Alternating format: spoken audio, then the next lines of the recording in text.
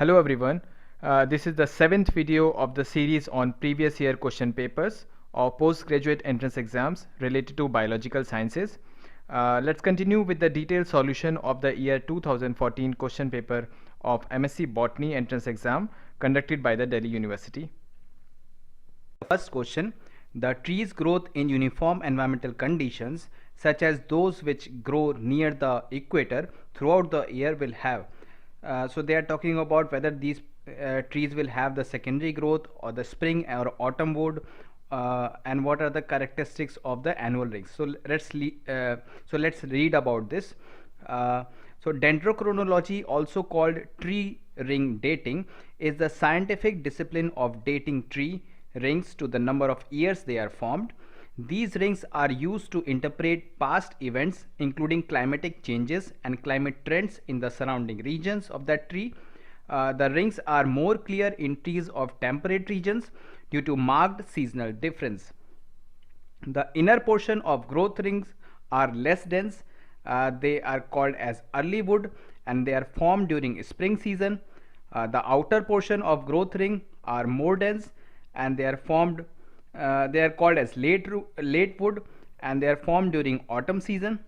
And the trees with uniform environmental conditions such as those present at the equator do not have a distinct autumn and spring wood because they do not show that seasonal variation. So the option B, that is they do not reveal the annual rings with distinct spring and autumn wood, is correct. Next question. A monocot root differs from a dicot root in having one of the following. So this is very straightforward question. You can see the diagram on the right hand side and you can see that the monocot root is characterized by a definite pith at the center. So the answer to this question will be that a monocot root differs from a dicot root in having a pith at the center. That is the option D. Now next question is the balloon-like outgrowth from axial parenchyma cells that extends through a pit cavity in a vessel wall that enters into a vessel element blocking the vessel lumen is called. So the student who have already attended my anatomy lecture can easily answer this. Let's see what are these balloon-like outgrowths. So here we are talking about tyloses. So tyloses are balloon-like outgrowths from axial parenchyma cells of xylem vessels of secondary heartwood. Under condition of abiotic and biotic stress, they ooze out through a pit cavity in a vessel wall and dam up or block the lumen of vessels to prevent any further damage to the plant. So you can see the diagram on the right hand side how the tyloses are clogging up the xylem vessels and how they emerge from the axial parenchyma. So the answer to this will be C, that is tyloses. Next question. The healing of wounds in plant body takes place with the activity of which of the following? So the options are apical meristem, lateral meristem, secondary and the intercalary meristem. So the specific cells at the wound site have pluripotent properties and become dedifferentiated. They then grow and heal the wound and develop into the required cell type at the wounded site, the process called as redifferentiation. Now superficial injuries, if there are superficial injuries, they are easily repaired by suberin coatings and latex from laticifers. For deep injuries or wounds, a gel-like callus is formed at the wounded site. This callus substances are enriched with parenchyma contributed by cambium. Later, a phallogen appears beside the callus and looks like swelling, often termed as knot. The cambial activity regularly forms layer over the wound, which at the end is completely covered by secondary xylem. So the answer to this will be secondary meristem because all the secondary tissues are involved in the deep wound injury repair. Next question. If root cap is damaged or removed, it is replaced by the activity of.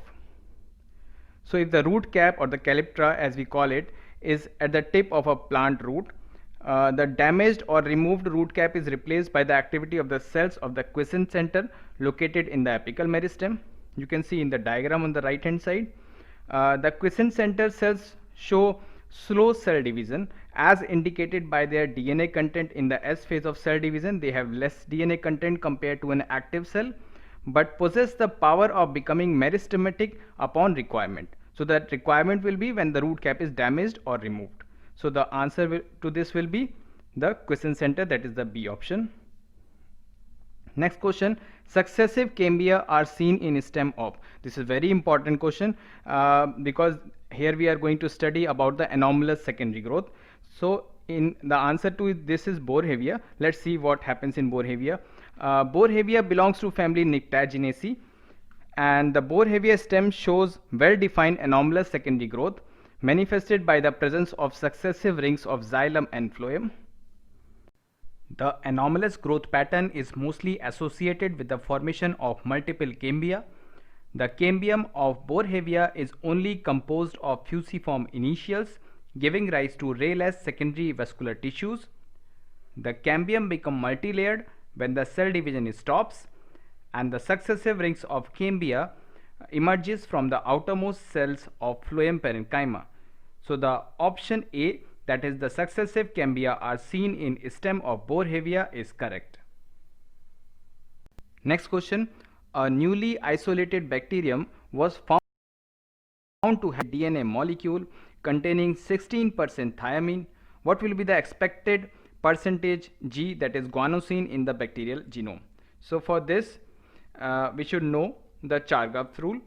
The rule of base pairing says that the amount of adenine in the DNA of an organism is equal to the amount of thymine, and similarly the amount of guanine is equal to the amount of cytosine.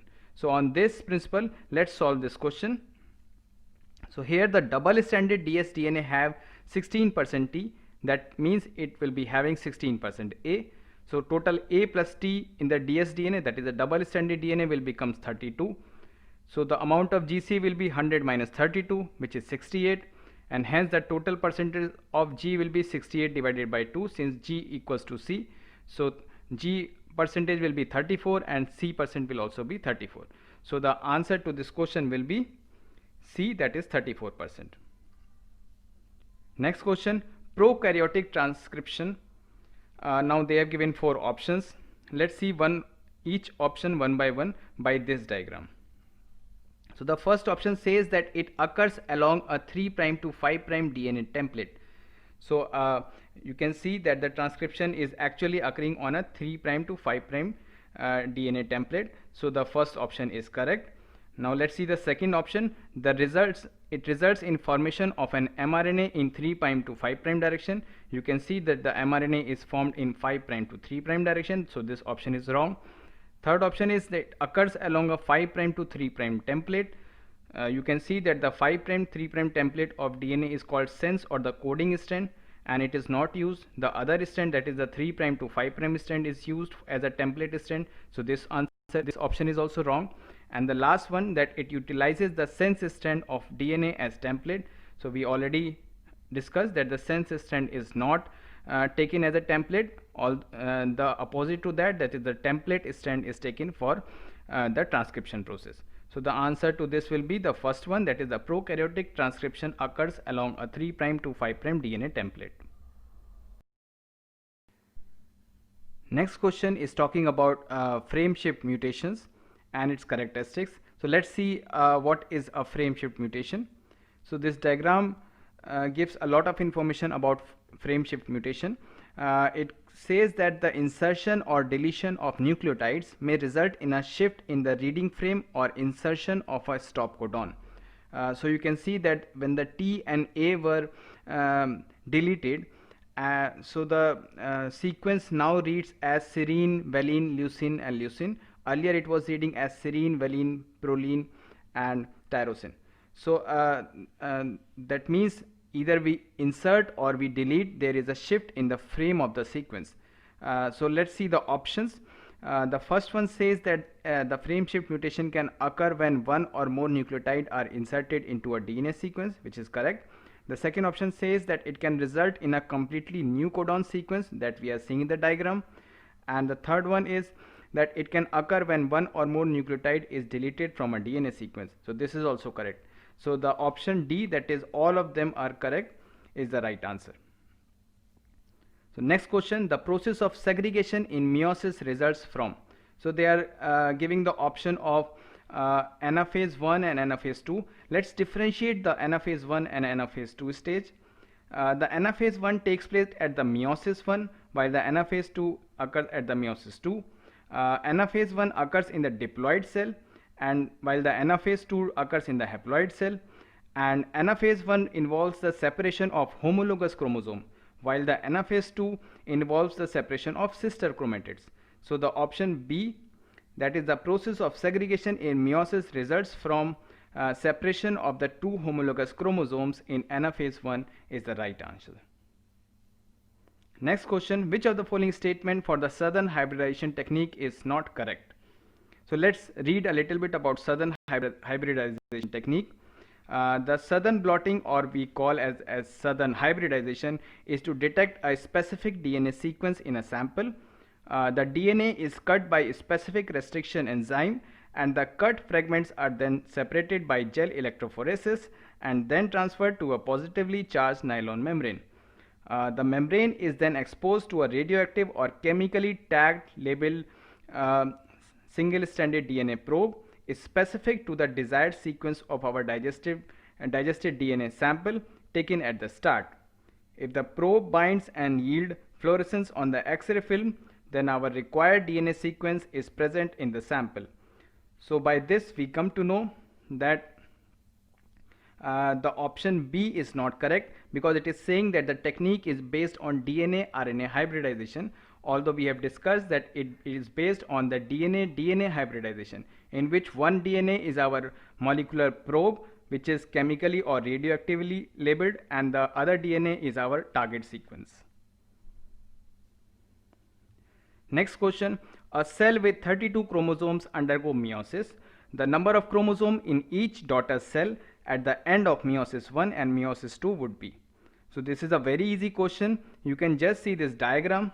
You will see that after meiosis 1, the ploidy level decreases to half and it remains constant at meiosis 2. So the answer will be first one, that is the 32 chromosome after meiosis 1 will convert into 16 and remain 16 at the meiosis 2. Next question, which of the following statement is not true for a cross between a homozygous recessive and a heterozygote? So they are generally talking about test cross. So you can just see this diagram. This is a diagram of a cross between a homozygous recessive and a heterozygote. So the first option says that it will result in one half of the offspring as homozygous recessive. So you can see that one half of the offspring is homozygous recessive. So this option is correct. The second option is it will result in one half offspring as homozygous dominant. So you can see that there is no homozygous dominant. So this option is wrong. Third one, it is termed as test cross. We know that when a heterozygote or a homozygous that we don't know their genotype is crossed with a homozygous recessive, the cross is called as test cross.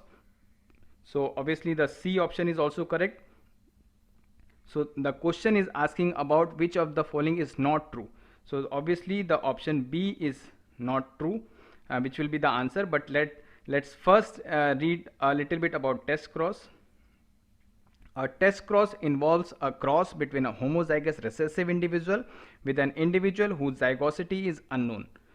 So you can see this beautiful diagram in which in first case a test cross is resulting in all dominant offsprings, indicating that the parent is homozygous dominant, and in the second cross a test cross resulting in a 1:1 ratio of yellow to green offspring, indicating that the parent is heterozygous. So a test cross is actually utilized to know the zygosity of the parents. So the answer here we already discussed is the second one, that is the second one option is not correct. It will result in one half offspring as homozygous dominant, which is incorrect since there was no homozygous dominant form. Next question, a mutant E. coli strain synthesized the enzyme permease and beta galactosidase irrespective of the presence of the inducer allolactose. This can result from. So let's see the lag operon. So see, you can see in the diagram that when repressor is bind to the operator, there is no synthesis of the enzymes, the beta galactosidase, the permease and transacetylase. But when the allolactose binds to the repressor shift away from the operator and the condition become on, and all the three enzymes are synthesized. So now the options are: number one, the mutation in the operator region. Yes, if there will be a mutation in the operator region, then the repressor will not be able to bind to the operator, and hence the option is correct. Second one, the mutation in the repressor region. Yes, if the repressor gene is mutated, then also it may not bind to the operator, and hence the enzyme permease and beta galactosidase will be synthesized, because in that case the RNA polymerase will start transcribing. Third one is mutation in the structural gene. So this is completely wrong. The reason behind that, if structural gene are mutated, obviously there will be no permease and beta galactosidase. And the last one, mutation in the promoter region. So if there will be a mutation in the promoter region, in that case also the RNA polymerase will not be able to bind, and hence the enzyme permease and beta galactosidase will not be able to synthesize. So the option to this question will be C, that is if the E. coli mutant strain is synthesizing the enzyme permease and beta galactosidase in the absence of allolactose, that means that allolactose is not required, and the lactose operon is actually having a mutated operator or repressor gene. That is option C is correct. Last question: a bacterial chromosome can acquire new DNA due to. So there are four options. We will just see the characteristics of these options. So see, in this diagram, the first diagram is showing the transformation, the second the transduction, and last one is the conjugation. So you know that transformation is just when the bacterial genome takes a naked foreign DNA from outside, and transduction is when a phage is utilized for this purpose, and conjugation is when there is a formation of pili between two bacteria, in which one is the donor and another one is the recipient. So HFR bacteria possess the entire F episome integrated into the bacterial genome, while the F factor alone is associated with plasmid integration. And generalized transduction is the transfer of random bacterial DNA, while the special transfer of a restricted set of bacterial genes. So out of these options, they are asking that which of the above options are correct for a bacterial chromosome to acquire a new DNA. So HFR and the two transduction types are correct, while because the F factor is responsible not for the DNA but for the plasmid.